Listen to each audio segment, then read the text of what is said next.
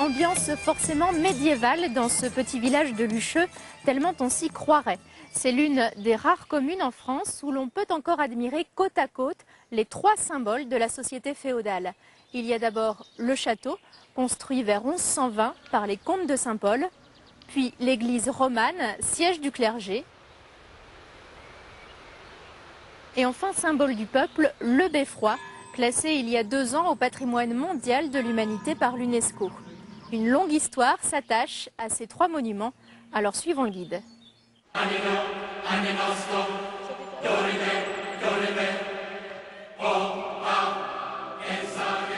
Leçon redoutable pour les CM2 de Doulan. Du haut de leurs 10 ans, ils doivent plonger 900 ans en arrière, au temps duc de Candaven, premier bâtisseur du château de Lucheux.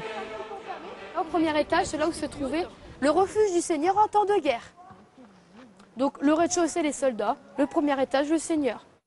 Et des seigneurs et des princesses, y en a-t-il parmi nos écoliers? Mais c'est le nom qui est donné, hein, donc c'est peut-être... Ça me plairait de revoir comment ça se passe au Moyen-Âge.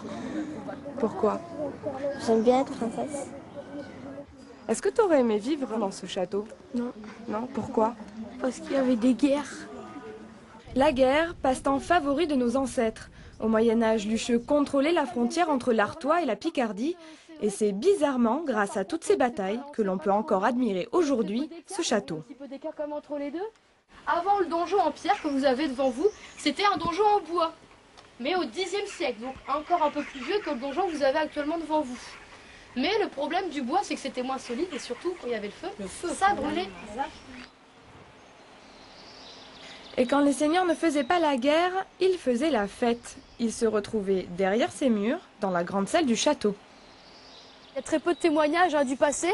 Donc là, faut vraiment bien imaginer comment ça pouvait être à l'époque. Ça devait parler, danser, et puis ils devaient manger avec plein de monde, boire, tout ça.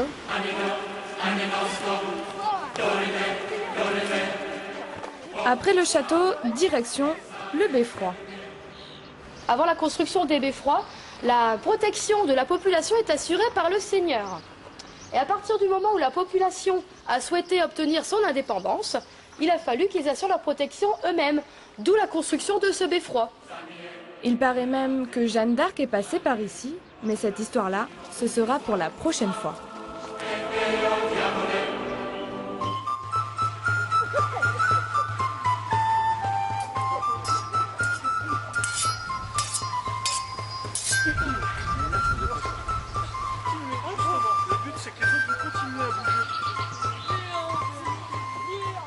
Restons au Moyen-Âge, le décor s'y prête tellement ici qu'une association a décidé de jouer le jeu jusqu'au bout. Claudine Ledieu, vous en êtes la présidente et vous préparez pour l'année prochaine une grande fête médiévale avec tous ces beaux costumes qu'on voit autour de nous. Oui, on va essayer de faire grand, oui. Qu'est-ce qu'on pourra y voir? Cracheurs de feu, diseuses de bonne aventure, saltimbanques, guerriers, jeux picards de l'ancien temps. Et tous ces costumes, vous les avez confectionnés à 2 ou 3 bénévoles seulement. C'est un travail énorme. Oui, énorme, c'est vrai. Mais bon, j'espère toujours rameuter un peu de bénévoles en plus pour nous aider. Mais on va y arriver. Vous avez un certain souci du détail dans les costumes. Où est-ce que vous puisez votre inspiration? Internet depuis peu. Et puis des livres, des revues. On a acheté des livres spécialisés et on se réfère à ça. Soit on a les patrons, soit on les a pas, on les fait nous-mêmes. Et puis voilà, on se débrouille. Vous dites costume d'ailleurs, surtout pas déguisement? Non, surtout pas, j'y tiens. Pourquoi? Parce que c'est pas un déguisement. Une fois qu'on l'a, d'ailleurs vous l'avez, vous devez vous sentir quelqu'un d'autre. On se sent quelqu'un d'autre. On a un rôle et on endosse le rôle.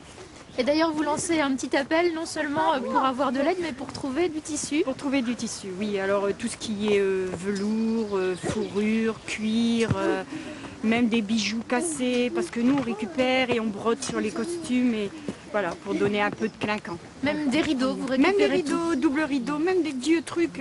Nous on trouvera une utilité, forcément. D'accord, et puis on va profiter de cette ambiance médiévale pour remettre au goût du jour une ancienne tradition à Lucheux, Ah oui. celle de l'arbre aux épousailles qui se trouve derrière nous.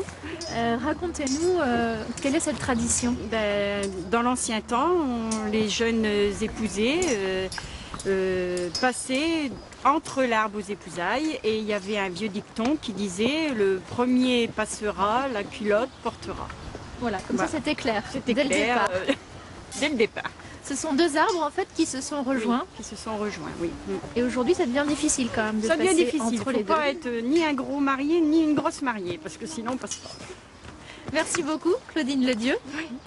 Et avec un tel décor, forcément, Lucheux a séduit de nombreux urbains, comme Julien et sa femme. Julien, un simple prénom parce que c'est son nom d'artiste, un sculpteur qui a trouvé ici une atmosphère propice à la création.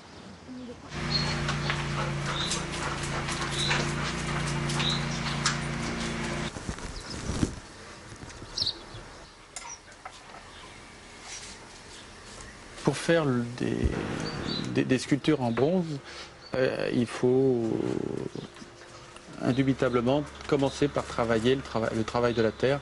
Alors c'est le travail du modelage en fait. C'est un matériau magique qui permet d'absolument tout faire, tout corriger. Le sculpteur retire de la matière, le modeleur en met. Alors je jette un voile pudique momentanément. J'aime à penser que moi je construis, j'ajoute quelque chose un petit peu à l'image de la vie.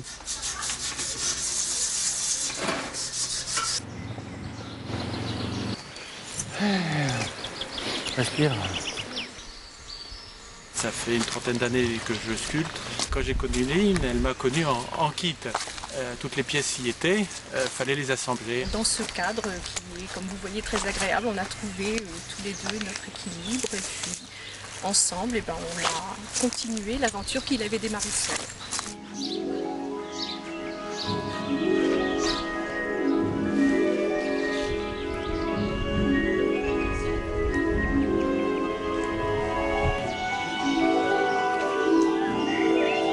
Vous avez une de mes toutes premières œuvres que j'ai faite voici bientôt 30 ans, qui s'appelle Peau d'âne. L'idée c'était de dissocier le bien et le mal. Je m'explique, vous avez d'un côté un visage féminin traité de façon animale, et de l'autre côté, vous avez un animal traité de façon humaine et vivante. L'intérêt du bronze, c'est sa pérennité dans le temps. D'ici peut-être 5 ou 6 000 ans, on va redécouvrir ça dans un fond de jardin en se demandant d'où ça sort et quels étaient ces esprits tordus qui étaient capables de faire des choses comme ça. À Lucheux, on peut aussi se promener sous les frondaisons de cette allée royale, longue de plusieurs kilomètres, baptisée ainsi en souvenir du roi Louis XI qui aimait beaucoup venir chasser ici. C'était au XVe siècle. Autre curiosité, après la sortie du village, la chapelle Saint-Léger. Elle commémore le martyre au 7e siècle de l'évêque d'Autun, un bourguignon, victime des querelles de dynastie de son époque. Pour avoir soutenu un seigneur au détriment d'un autre, il a eu la tête tranchée en forêt de Lucheux en l'an 678. Attention, il faut vraiment bien chercher pour dénicher cette petite chapelle. Voilà, n'hésitez pas à rendre visite à cette jolie cité médiévale encore très préservée qu'est Lucheux. Bonne soirée, on se retrouve dans 15 jours.